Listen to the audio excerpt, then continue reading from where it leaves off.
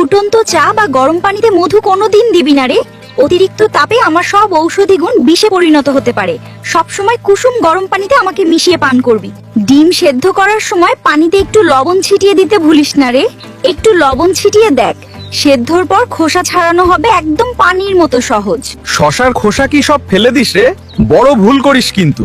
খোসাতেই থাকে আসল পুষ্টি আর হজমের শক্তি। তাই খাওয়ার আগে ভালো করে ধুয়ে খোসা সহ খা। রসুন কাটার সাথে সাথেই কি কড়াইয়ে দিয়ে দিস? একটু থাম, কাটার পর 10 মিনিট আমাকে বাতাসে রেখে দে।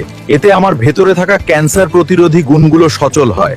ফ্রিজে আমাকে রেখে আমার আসল স্বাদ আর গন্ধ নষ্ট করবি না। টমেটো সবসময় বাইরে স্বাভাবিক তাপমাত্রায় রেখে দে, তবেই পাবি রান্নায় সেই মিষ্টি আর টসটসে আসল লাল স্বাদ।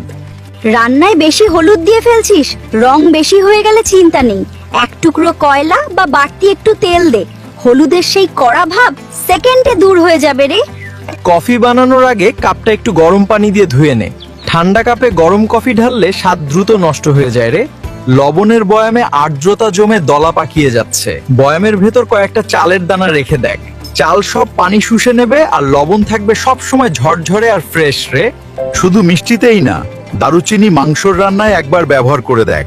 জাদুকরি ঘ্রাণ মাংসের কড়া গন্ধ কমিয়ে স্বাদ করবে একদম রাজকীয়। এরকম আরো টিপস জানতে আমাদের পেজটা ফলো করো, আর আমাদের ভিডিওটি ভালো লাগলে অবশ্যই একটি লাইক করো, যাতে আমরা আপনার জন্য প্রতিদিন নতুন নতুন দারুণ সব টিপস নিয়ে আসতে পারি।